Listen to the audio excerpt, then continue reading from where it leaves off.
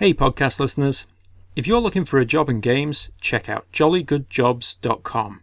It's got thousands of jobs at over 100 studios, and you can see where they are on a street level map. This week on the show, I talked to Blackthorn Media about their Steam Early Access success, Dragonflight, and the lessons they've learned about starting and running an indie game studio.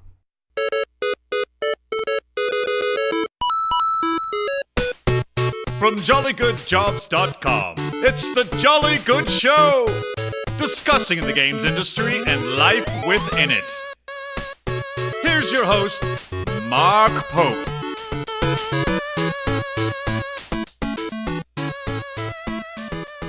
Hello and welcome to the Jolly Good Show.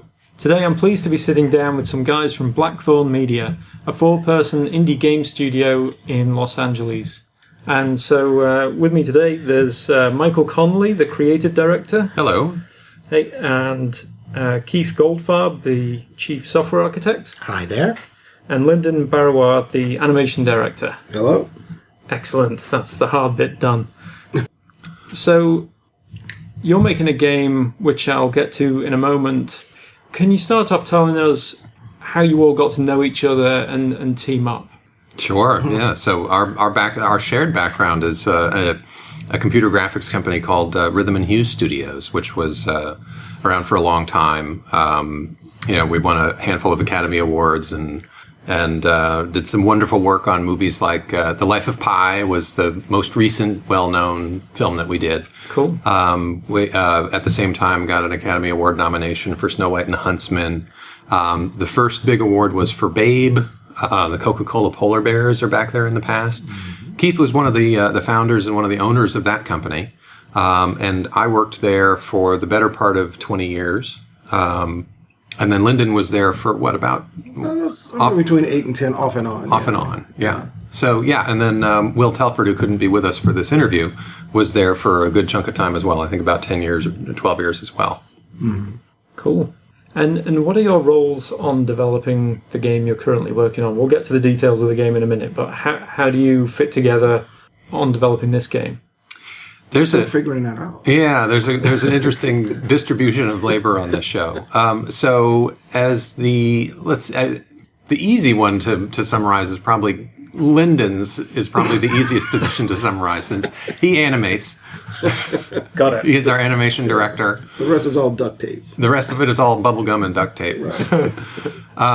Keith is probably next easiest to explain as a sort of as the chief software architect or chief software mixologist, as we just retitled him for this interview. Is in charge of the technological underpinnings of the project. Has far more programming experience than any of the rest of us or all of the rest of us combined, and keeps us on the straight and narrow and teaches us all a thing or two from day to day. And then I am doing a pretty good handful of stuff on the show, from designing levels to working with artists that are designing that are building our assets to, I got my start in CG as a lighter. So I'm doing all of the, essentially all the look development on the project. I made badges. Lyndon made badges. So it's, and then Will is rigging. And doing quite a lot of sort of backbone programming as well. So he was integral in the creation of our flight controller, which is very important to the overall feel of the game. And has done quite a lot. Has really jumped in with Keith on a lot of the core architecture of the project. Cool. And your game design as well, I take it. Mm-hmm. Yeah. Cool.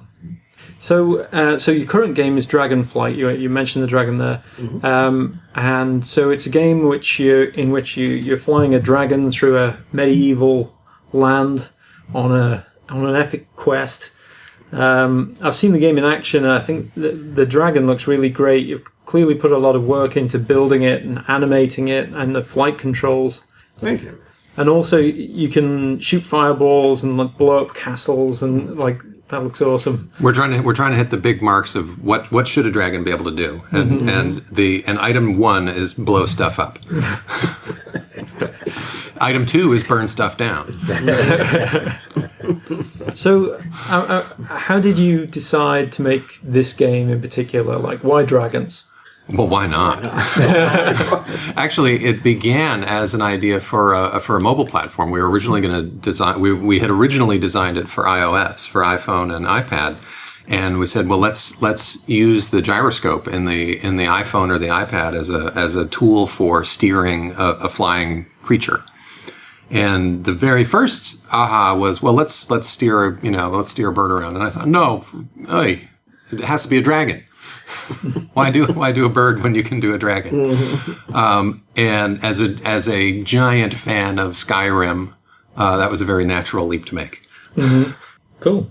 And so you've been developing it for how long? You've been? We're creeping up on 2 years. Yeah, the development has taken a little bit longer for various reasons than we would have liked, but we feel like we've gotten to a pretty good place, far enough along to release it on early access, and now we're keeping the gears turning. So you put it on a Steam early access a couple of months ago, I think. Mm-hmm. And what's that experience been like? It's been fun for reasons that we don't need to go into too much detail on. I was actually in the hospital the day that it was released on early access, and it was just a great pleasure to see some of the initial responses start coming in from fans, and to see people really loved what we were doing. And you're lying there in a hospital bed going, "Oh, the hell am I going to get out of here?" You see this great feedback coming in, and fan videos starting to appear immediately. And, some folks with great charisma really putting a fun spin on what we've done. And, so our first blush at the whole thing was enormously satisfying right out of the gate. We know we've got a ton of work to do. Right. But we also feel like we're getting some good marks on what we've done. Yeah, we're onto something, yeah. Have you got a lot of feedback from players? Like, has releasing it change the direction that you're going in? It doesn't change the direction, but it certainly informs, I think it tends to corroborate or validate a lot of our original ideas for the project. What it is definitely doing is it's helping us to structure what we do first. Mm-hmm. So getting some additional moves in there for the dragons and, making sure we've got right now it's very combat and action oriented, and we want to make sure we get a free flight mode in there as well. People just really love flying the dragon around. Mm-hmm. And we want to let them do it without them being chased by 15 other dragons. And, it's nice to fly and not be hunted. Mm-hmm. Anyway, there's a handful of stuff. Plenty of good ideas coming in from folks. And yeah, one of the big hurdles is one of the requests is multiplayer. Yes. Yeah. We'll have to tackle that one at some point. Yeah. Yeah. But hey, that's why we do this, right? Cool. So I'd like to sort of wind back a little bit then, I guess maybe a couple of years ago when you decided to form the company. I'm sure like a lot of the listeners will be in cubicles working for the man, etc. and like myself, occasionally dreaming of like, yeah, I could do that. I could start a company.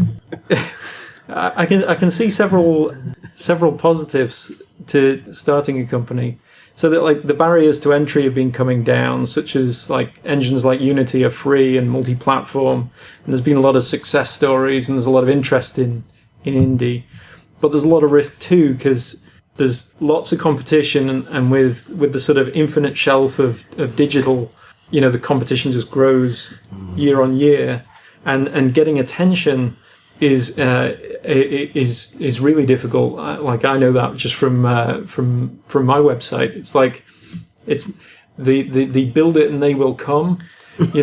Is not the best marketing strategy kind of thing. Works in the movies. Yeah. That at least one movie. One movie, right? Yeah. I'm just going to assume for a moment you all had reasonable, good gigs going. Like, what kind of thought processes did you go through to arrive at like, yeah, this is a sane move. This is what we should do. It's interesting. There was the sanity factor was less than you might think. Or exactly what I might think. I mean, yeah. So the Blackthorn was born in the aftermath of Rhythm and Hugh's bankruptcy. And so, this wonderful company that we had all built together for, Keith 26 years, and the rest of us for a great long time. for reasons that we can get into if you care to, went bankrupt. Right as we were doing our best work. And so in the aftermath of that, you kind of look around and you say, well, what's the right next step from here? And, for me, one of the enduring lessons of working in the visual effects business for most of my professional career was, a couple of big things were absent. The biggest thing was, having control of the creative product. So we've made a lot of other people a lot of money by making talking animals and, talking animals of all stripes, no pun intended.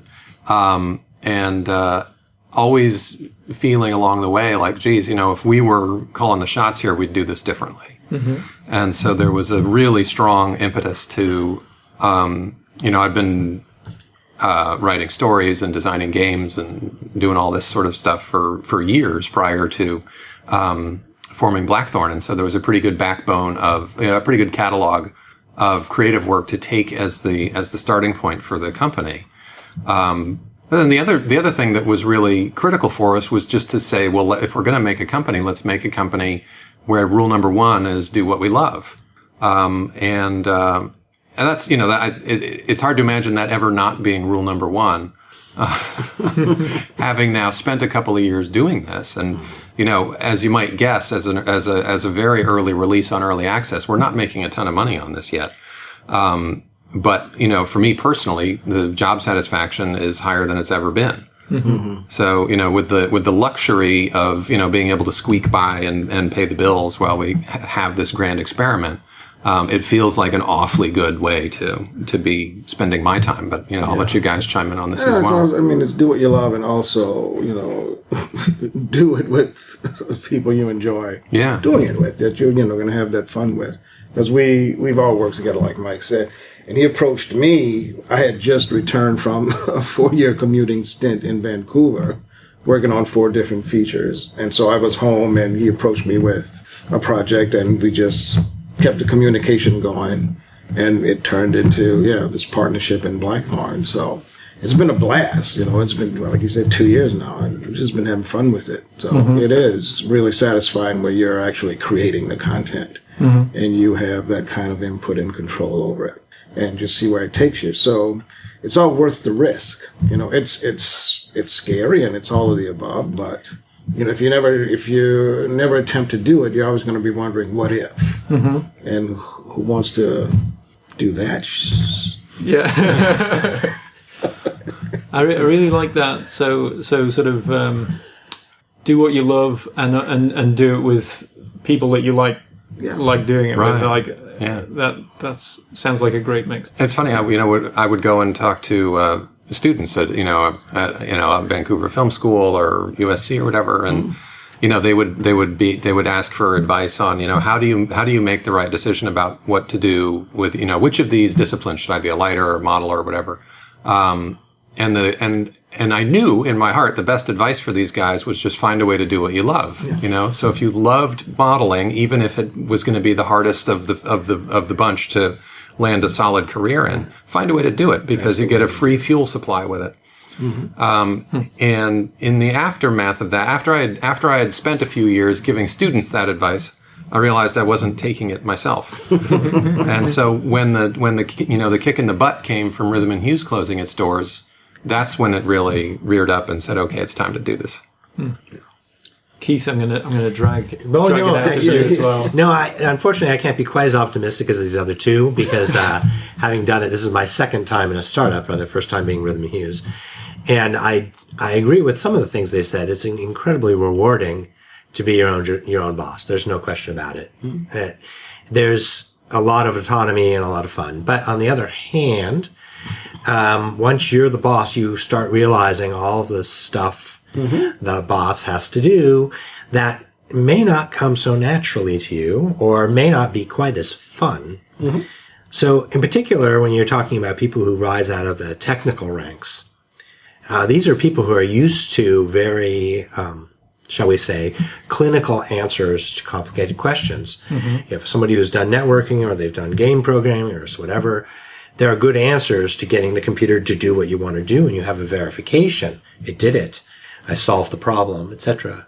Once you get into business and you start dealing mostly with a lot of other people, and even worse, teams of people, where the interaction is kind of complicated, well, now these other skill sets start to come to the fore, and you have to be a little more accepting of the imperfect, shall we say. Mm-hmm. Solutions aren't necessarily as clear. So running your own business is more than just having a good idea. It's more than just doing what you love, although both of those things I think are important to it. Mm-hmm. It's something I would suggest. I mean, I wouldn't suggest it to everybody, but it's definitely something that I think is worthwhile to try. I think it's important to find yourself. You have to take that risk. You have to make that jump off the cliff if you're, if you're going to do it. And that's the hardest part, is that first step. But soon after, because then you're just falling. Yes, you're falling. Exactly.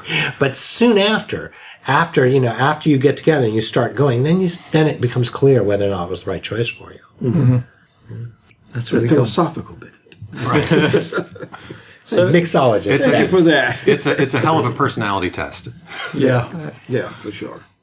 So what have the highs and lows been of Blackthorn so far?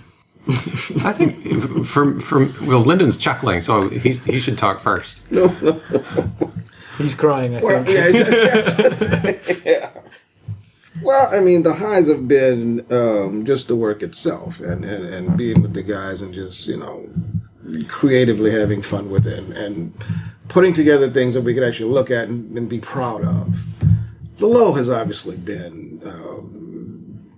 raising the revenue and, at least even getting to the point to generate revenue to keep it going. But again, that's one of the challenges and the risk you take. If you're not willing to take that, then, you never get there. So it's been a challenge, but, we're just going to keep at it because, unfortunately, we just have the attitude to just keep rolling and just keep doing it. So that's unfortunate or fortunate. I have to agree with Linda on that. The money has been really awful. I mean, to have to worry about the money, right? It's just something to distract us from the whole thing, and that's unfortunate to have to deal with that. The software I'm working with, everyone's great, but also I have to point out the release. That's something I think I should, like Michael had said earlier. The release of the game on Steam and seeing everybody react and seeing that real-time response and people posting stuff, that was a real big high. Yeah, that's been absolutely. great. That was a big high. Because you realize, wow, people, it's not just us sitting in a room going, wow, this is cool. There are people out there who also dig it. And we're on the right track. It's fun in that real-time way, like watching the stock ticker, Right. Exactly. It's silly, but it's true. It has that. That's been enormously exciting. Yeah. I mean, we get people posting videos on YouTube and chiming in on forums, and I don't think there's been a single comment on a forum that we haven't yet responded to. At least one of us. Yeah. And so that engagement with the people who dig the idea enough to jump in on a very early stage. Yeah. That's really just been a kick. And on a global scale, to me, people from all over the world. Oh yeah, it's really cool. Yeah. And likewise, the range of people responding. In the first couple of days, we got this wonderful illustration that this kid did. Just this great little. I mean, it was simple, but it was so charming, and just made us feel like, wow, we've really got reach with this stuff. The kid drew a picture of our dragon and our environment in this very, it puts you right back in the state of mind of, I'm in grade school and I'm just going to draw a picture of this thing I love. Mm-hmm. And he sends it in to us, and there it is on our forum now. Mm-hmm. And we're very proud of that. That's cool. Yeah. And he's now one of your artists. That's right. I want to remake the game completely in that style. Yeah. A whole version that you can view it that way. So I want to come back to the build it and they will come thing before. So something I've had challenge with Jolly Good Jobs is getting traffic to the site, just getting people to know of its existence. Mm-hmm. I'm curious, what have you got in mind for marketing? Is it just going to do a bunch of Facebook ads, or are you going to wear T-shirts, or stand at the corner of Rosecrans and yell about it, or have you got any magic solutions here for us? All of the above right now. All the above. It's funny that question's come up before, and what I say is the first thing that we will spend our money on is hiring somebody else who's an expert in that field, because we're not. Yeah. So all the things you list, we're going to do at some point, and a lot more that the expert will recommend. But unfortunately, I'm not an expert in marketing, so I can't really enumerate them. But you're a mixologist. I'm only a software mixologist. I'm not a marketing mixologist. Marketing is its own field, and honestly, as much as I admire the people that do marketing, I feel like I do about the money. I wish we didn't have to worry about it. It's not what we're interested in, right? So, keeping to Michael's, it's a byproduct. Keeping to our core value. Do what you love. We're going to hire somebody who loves marketing. And they're going to do it. And they're going to do a great job. Do you watch Shark Tank at all? No, I do not. But I've heard of it. My wife watches it, and I occasionally get it. And I saw one, a couple of people come on, and they said, we want this much money, and we're going to hire a marketing person, and they're going to sell this product. And all the sharks just kind of like turned their heads and kind of like threw their hands up and like, we don't want to hear that. Like, and I was really quite surprised because, it seemed like a good plan to me. Yeah. But the sharks were like, no, you got to have some of that vision yourself. Nonsense. Yeah. Nonsense. I mean, it would be just as absurd as saying that I should set up the computers and do the networking instead of hiring a networking expert. Or maybe I should do the animation instead of somebody who's done animation for 20 years. Or maybe someone else should be doing programming instead of me who's doing programming for many years. That's absurd. When you have a toothache, you don't go to your smart friend and say, help me with your toothache. You go to a dentist. Yeah. Because they're trained and they're experts. So I disagree with the sharks.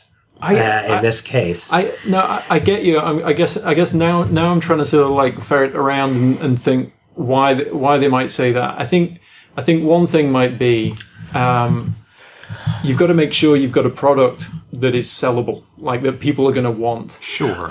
Sure. But we have the answer to that question. Yeah. Yes. Yeah. Right. Which is develop a great game. Well, not only that, we've released an early access, so that serves as focus group, basically. Right. We have the results of the focus group already presented.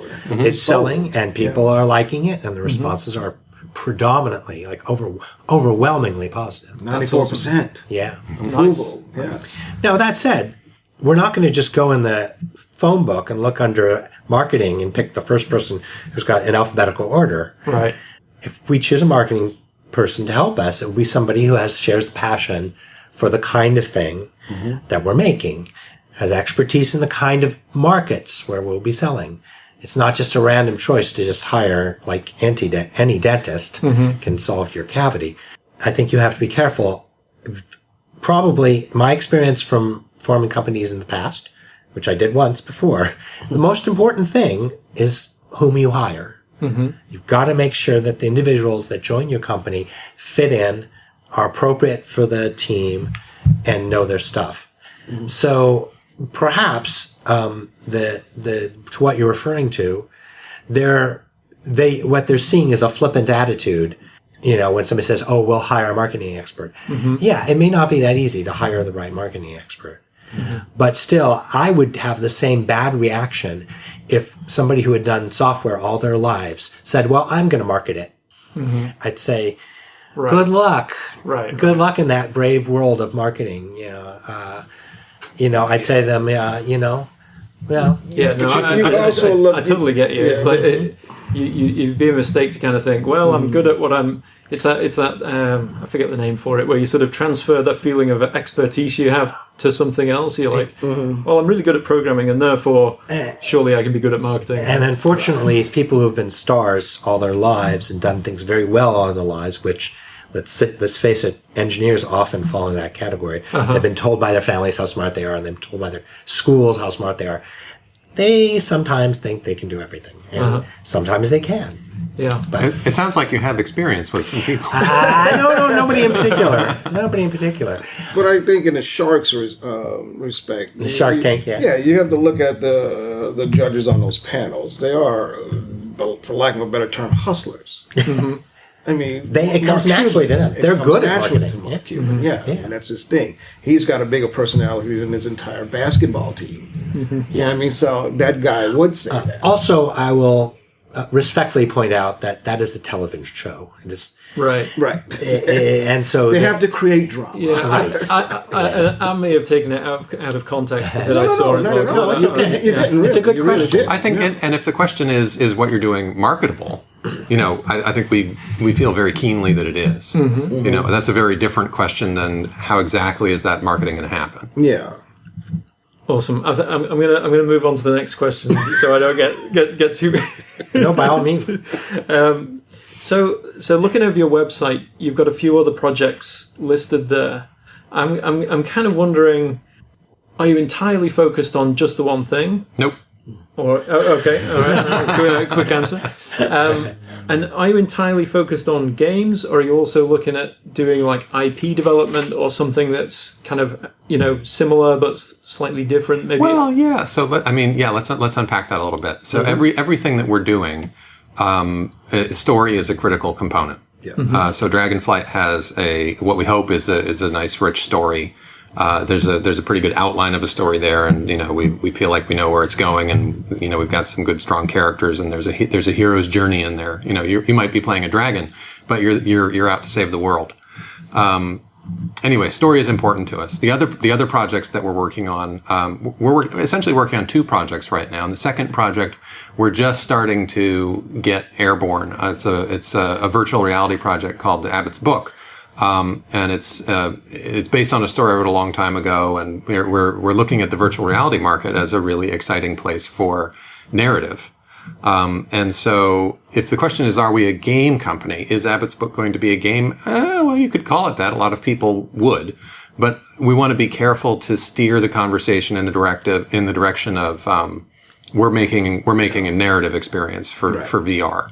And, maybe it's a game, but maybe it's a medium that people really still need to get their arms around, and we need to think of something else to call this experience. It's not a TV show. It's hard to describe. It's not a There's movie. been no model for it yet. Yeah, It's an episodic VR It's an episodic experience. experience, right? But you're living in the world and interacting in it, but going with a story and not shooting. Yeah, I think when we create our list of core values, story is going to be one of the core values. That every product, every piece of IP, as you call it, will be a story.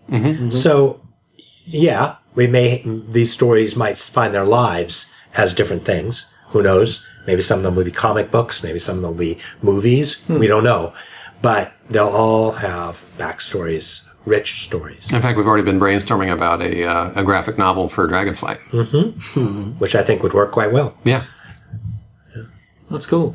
I like that kind of, from a company perspective, that can kind of diversify some risk in that, like one project might be just coming up with an IP that you want to pitch to somebody as a movie or something, Sure. and that might get signed and do well, or a game is a lot more investment in terms of time and money. But would pay out in a different way, and also like you just said with the graphic novel, you're also looking at kind of side opportunities. So like you might bring out a game which might have hopefully great success, but even if it has sort of modest success, based on what you develop there, you get a graphic novel out of it, and then that has some success as well. So I like that idea of sort of more diversification rather than, okay, we're gonna team up, we're gonna make this one game, and it better work. Right. Right. It's all or nothing. I think even further though, you're talking about indirect results of having this kind of different types of storylines and they're interacting in different types of media. I completely agree. That's valuable. And also each different type of media acts sort of as an advertisement for the other. So there's a business improvement there. But as a direct result, I think the game is better if your characters are not simply shooting at whatever they see. It's not like being at the arcade and you're shooting ducks with the gun, but the characters in the game have a story that's driving them. I think that makes a better game. So I think there's a direct result of emphasizing story in that the products end up being superior.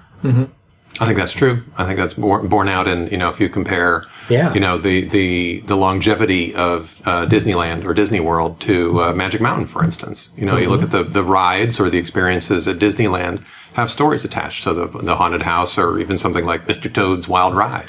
Right. Whereas at a Magic Mountain, wow, that was a fun roller coaster. We'll have to do that again sometime. But, there's not a continuity to it. Don't knock Superman the Experience. Oh, that's wonderful. That was a hell of a ride. Yeah. Well, yes. Cool. So wrapping up a bit, I want you to think about your time at Blackthorn.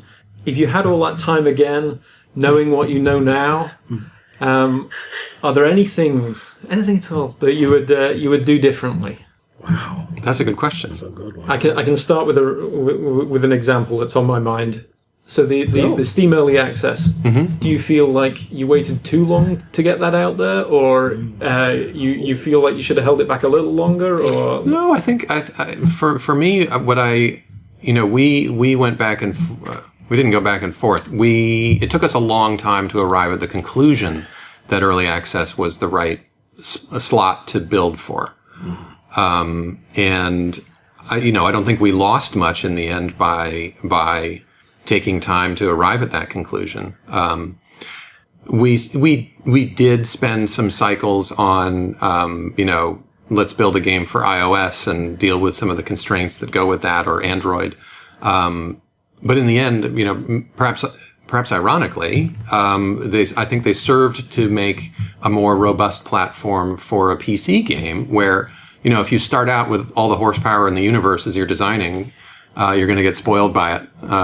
So having to build for a GPU that is fairly anemic compared to PCs, you necessarily have to emphasize efficiency right off the bat. I mean, you should anyway, right? But what it added up to was a foundation that was pretty fast on its feet.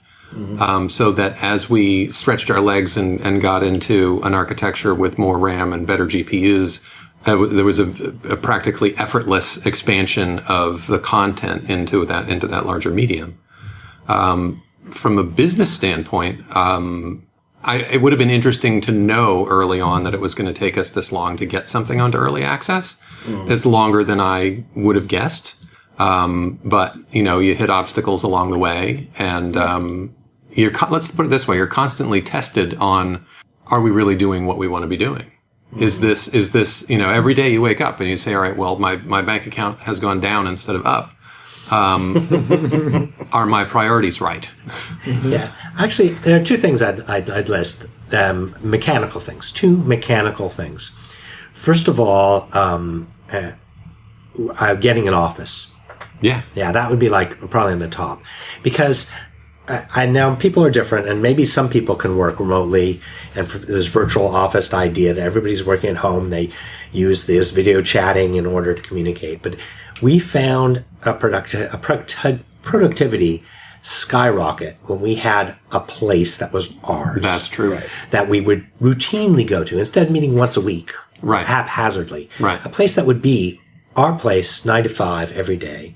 I think that was a big factor. Mm-hmm. Another thing that I think I would change mechanically is I think I would get somebody whose role was producer. Yes. Mm-hmm. Or coordinator. Which, of course, we talked about from day one. We talked about, but we never actually made an offer to somebody to join the company, right, to be that role. Right. And our top choice went to Singapore. Yeah, we did have people in mind, unfortunately, but like I said, staffing is difficult, and so it didn't work out. But that's something that I think would really have helped us. Our second choice went to Texas. Yeah, for some reason, all our choices run away from us. I don't know what that is. Could be Southern California is a tough place to do CG. Yeah. Cool. So wrapping up. So what's the road ahead for Dragonflight and for Blackthorn? Well, for Dragonflight, we're just going to keep pushing as hard as we can to meet the full vision of the game, and there's a lot to do. That the initial release that we put out there, we sort of ballparked was maybe 15%, 15% of what we want the finished product to be. So there's a lot of work to do there, and we've got some folks helping out in addition to the 4 partners in the company.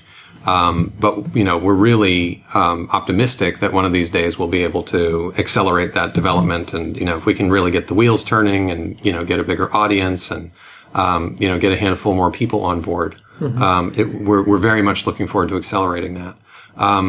We've also got a lot of really nice interest in our second project, this Gothic fiction VR project called The Abbot's Book.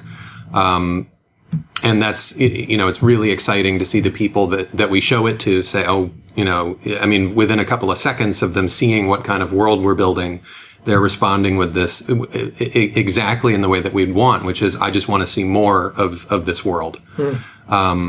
So there's something that feels very good about that. Our audience validation levels are good. Yeah. So we just need to keep running with that. And if anything, we've got more work to do than the 4 of us should be doing ourselves. But I guess that's the nature of a startup. We all wear multiple hats, and we all have to do 8 jobs. That's part of the fun. Yeah. Awesome. That was great. I thoroughly enjoyed it, including the bit where I got shouted at a bit. So, Michael, Keith, Lyndon, thanks very much for making time to come on the show. Thank you. And I'll see you all soon. All right. All right. Fun stuff. Thanks for listening. The show's intro music is by Lazyitis, who you can find at soundcloud.com. The intro voice and audio production were by Garner Knutson. You can see the show notes and more at jollygoodjobs.com/show. The Jolly Good Show comes to you from jollygoodjobs.com, where you can find local game studios using a handy street level map. Toodle pip.